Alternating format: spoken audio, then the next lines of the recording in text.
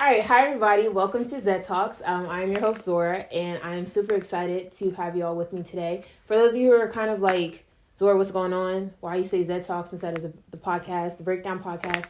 We've had some changes, so if you haven't been up to date with the changes, go check out the Instagram. All the information you need about changes, what to expect, all that's on the Instagram. But not to hinder too long on the past, wanted to focus on the present and the future. Today, I have an amazing individual with me here today. We have Miss Aisha Hinton. Mrs. I do apologize. Mrs. Aisha Hinton. Unless it's something that I should know. Okay, I digress. I don't think, I think we're good. Okay. But, yeah, so I wanted to talk about, previously you served at Mrs. Maryland American in 2021, and I really wanted to talk about that because I wanted to, aside from it being Women's History Month, but I also wanted to shed a light on mental health. That's something that, I talk a lot about on the podcast and just in general about life. So yeah, really excited to have you. How are you? I am well, thank you. I would say I'm good, but my brother told me that Superman is good and does good. We are well. So I've been changing that. So I'm well. I like that. Thank you. I like that. Okay. So yeah, I wanted to start off just by talking about how you got into pageantry at first, and like what the road was leading to Las Vegas in November of 2021. If you could share a little bit of that. Okay. So growing up, one of my best friends, she was really into pageantry. She had done like Miss Maryland, things like that. And I did a small pageant when I was in college. I enjoyed it, but I think our internal negative voice was always like, you can't do it. You're not this enough. You're not that enough. And there were all these reasons why I couldn't do it. Mm-hmm. And coming out of having my second child, I had a lot of like postpartum depression. And it hit me really heavy, and it was a point where I was trying to redefine who I was. Mm-hmm. And so a lot of those things that I had been telling myself for years that I couldn't do, I decided to do. And that's what got me into pageantry. And at first it was just doing it because I wanted to say that I did it. Mm-hmm. And then you realize that you could win. Yep. So then you get way more into it, and when I'm on something, I'm kind of laser focused. So I did the state competition and I was crowned Mrs. Maryland American. And then I went, super hard, started to prepare for Vegas. I started to update my workout regimen, my eating habits, practicing my walk, working on my communication skills. I met with an interview coach, which was really helpful because it wasn't just for the pageant. Mm-hmm. It was talking about how you answer questions and how you respond. Mm-hmm. And one nugget that he gave me was you always end an answer with another Pandora's box. It's like, well, what do you think you're going to be able to do with this crown? Mm-hmm. And you say, well, I'm really excited about my platform because my platform, and it's really going to empower women. And there's so many things in my platform. Well, then the next question is, well, tell me more about your platform. Mm-hmm. So it makes someone constantly want to talk to you. And I think that's one of those things that's not just pageant focused, but it's just one of those things you learn in being interesting and carrying on conversations no matter where you are. And then I went to Vegas, very excited, and it really exposed me to a whole other world. I met people who I wouldn't have normally met mm-hmm. because they're literally contestants from all over the country.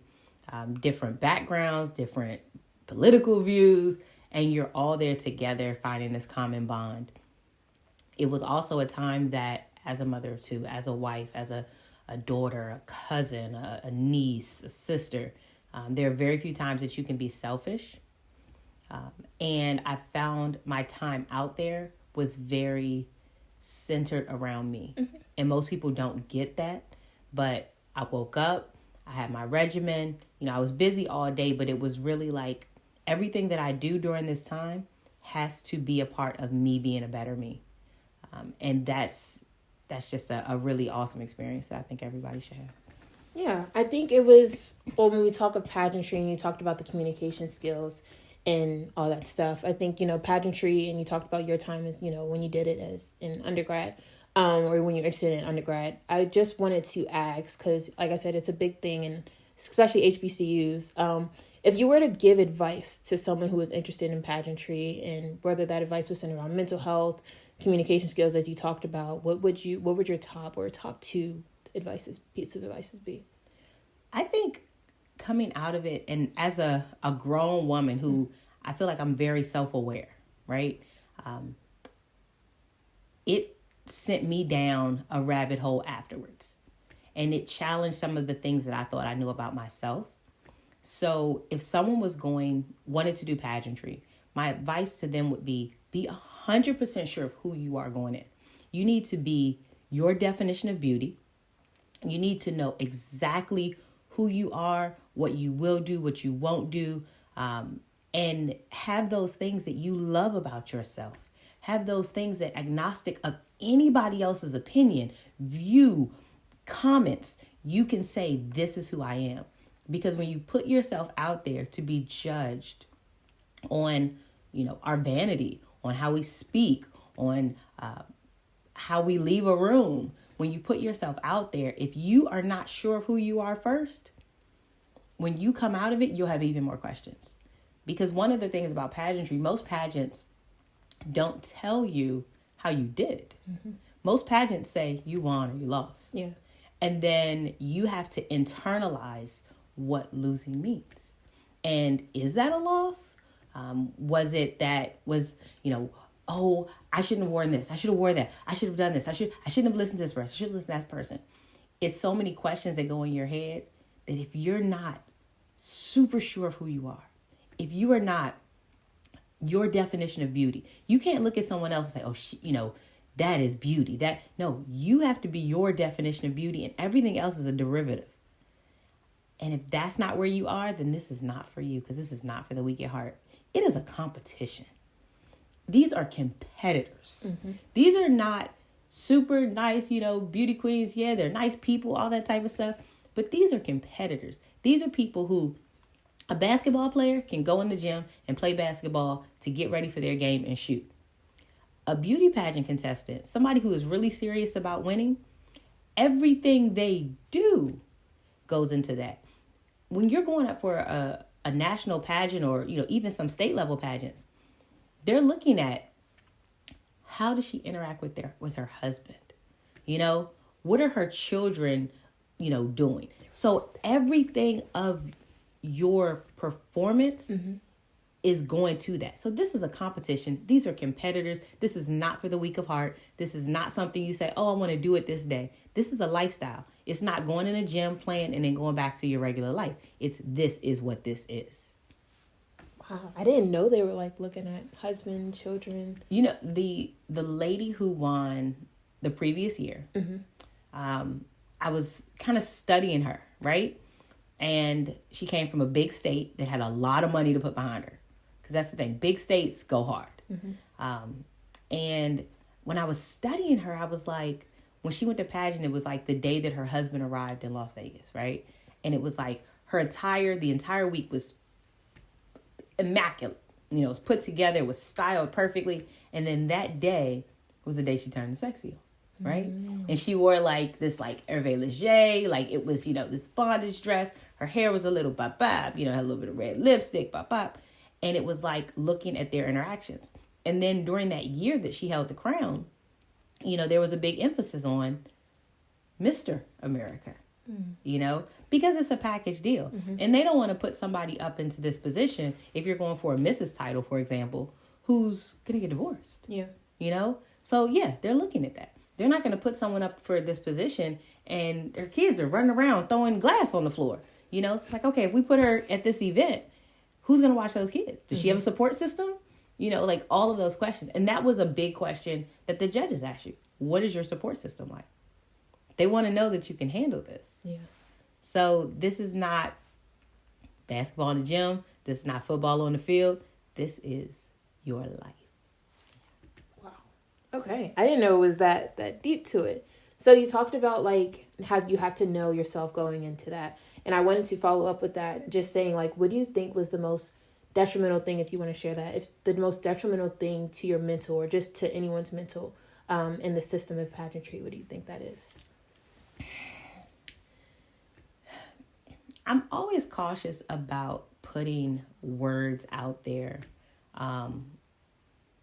that are trigger words, right?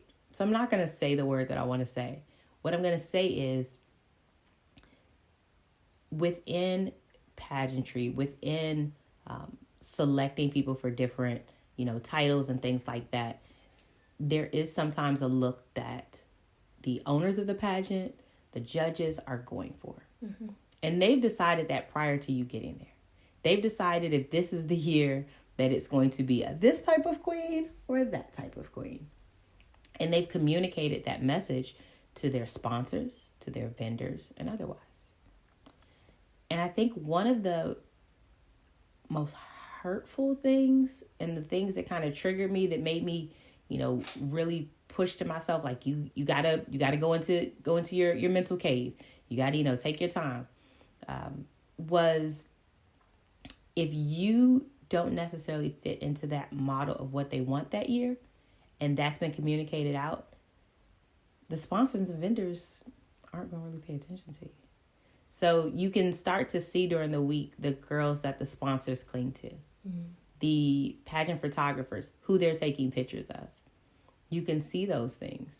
And I know when I went on stage as Mrs. Maryland, when the actual pageant, because you're there for a week, you're doing activities all week, you're rehearsing, you're interviewing, you're going to different sites, you're taking pictures, you're doing, all types of stuff.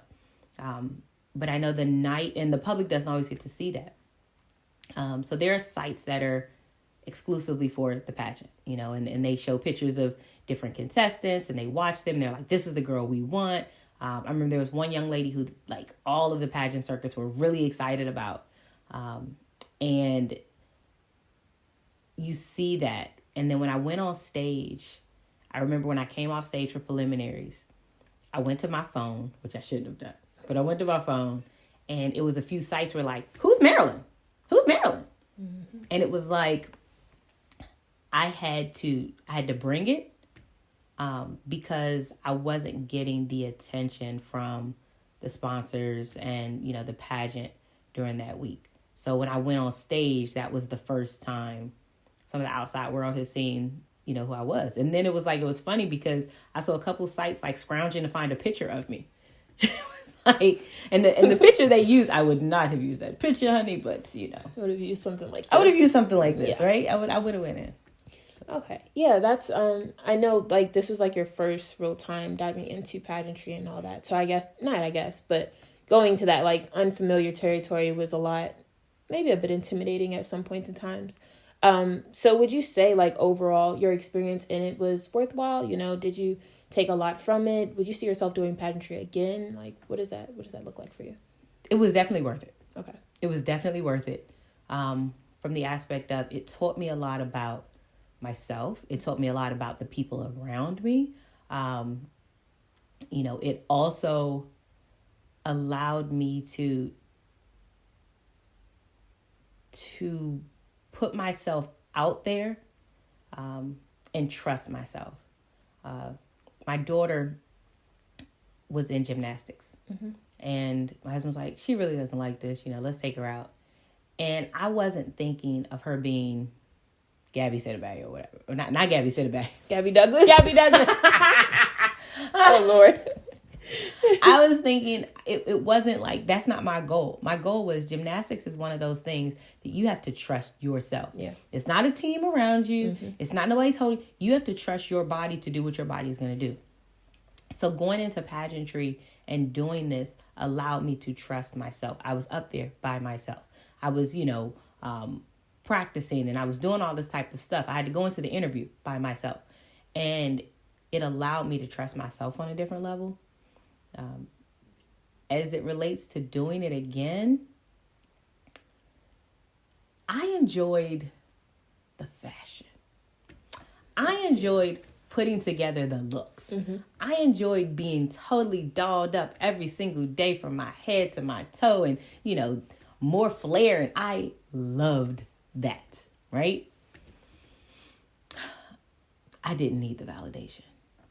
So I don't think I would do it again. I mean, who knows though? Maybe hit 65 and say, let me go and drop this on these. You could do it. I think the best thing about your reign is that, and I saw like amongst all the competitors was the range in ages. And I thought that was a really beautiful thing because it showed that, it wasn't very limited to a specific age group or a specific person, which I thought was pretty cool.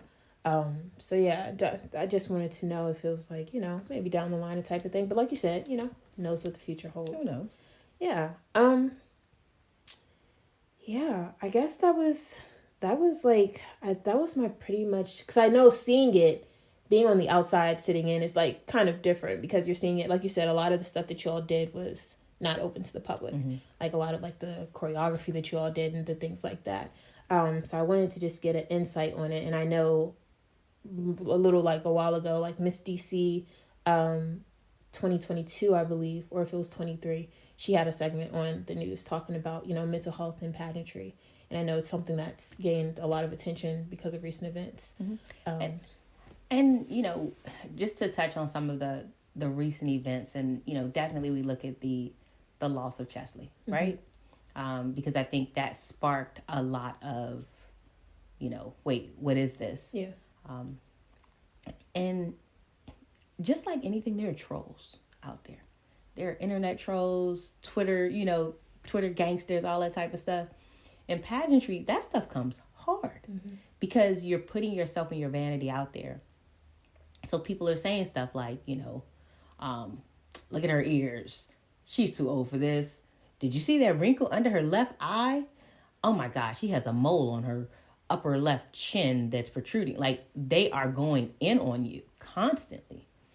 And especially in our, current climate with how different people of different backgrounds look at each other,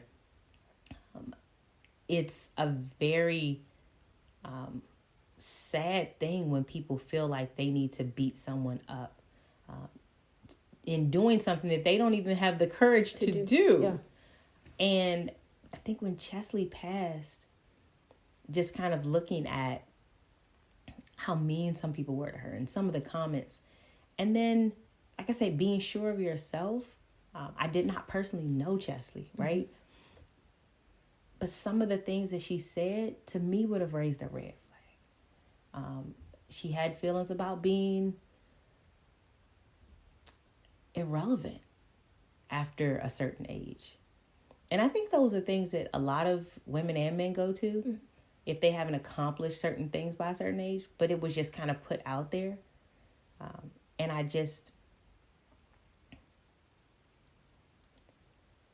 I feel for her and everyone, who is close to her and everyone who is going through that of feeling irrelevant or feeling like this validation is something that they need to keep going. And, it has to be an internal decision on whatever you do. And I think people need to just be more cognizant of that. Yeah. I think knowing who you are is especially true, but not forgetting that at the end of the day, words have meaning. And people, people do have feelings. So regardless of what it said, people still are going to internalize things differently. So, and I come from a pretty strong stock, right? One of my favorite people, when she was in elementary school, she went to school and the kids were talking about her nose, right? And she went home and her mother had the foresight to not say, whoa, your nose is big, or no, they're just picking on you. She had the foresight to build in her something that would last her forever. And so she told her a practical thing. She said, well, God gave you this nose because he wants you to always be able to breathe and have air. He wants you to live a really long life. And to a kid, she's like telling her this. And so she said, if they don't have a big nose, then they're going to run out of air and they could die. Right? And it's like, oh my God, that's so harsh, right? But what it did was it allowed this kid to know that the way that I'm made and the way that I'm designed is perfect for the life that I need to live. It's perfect for the journey that I'm going. So everybody needs to look at the way that they're made. Everything from, your sleepy eye, because I definitely have a sleepy eye. You can see it a little bit, I play it out. But like from everything, you were made that way perfectly for the journey that you were going into. And making one small change, doing one thing different, that's not what you needed. You needed the armor that you were given. And that is your armor. So don't worry about what other people's armor is. Don't worry about what the other contestants are doing. Don't worry about any of that. You have to be shored up in your armor and know that this is the armor you need for the battle that you're going to face. You were the hardships, everything that you were given at 20 is building you up for the journey that you may take at 40 or 50. May not be right now. But you got to get through this because you only get what comes through the fire. Mm-hmm. If it goes to the fire and it turns to ash, it wasn't yours. You got to be able to get through the fire.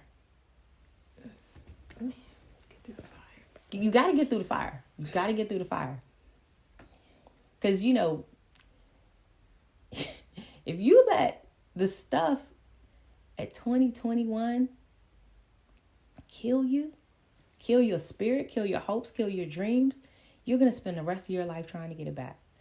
When I was in college, I ran for Mrs. FAMU.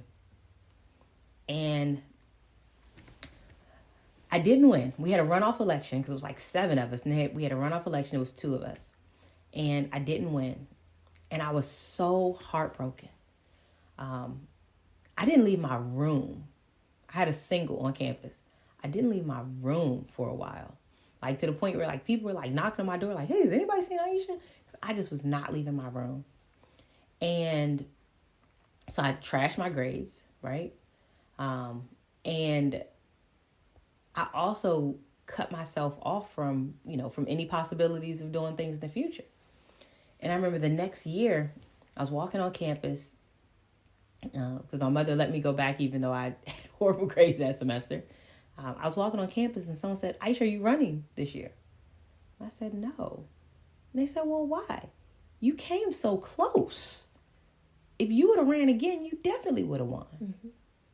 But I let my internal fear, I let my self-doubt stop me from staying active, kill my grades, cut myself off from my friends, kill any possibility of me running the next year.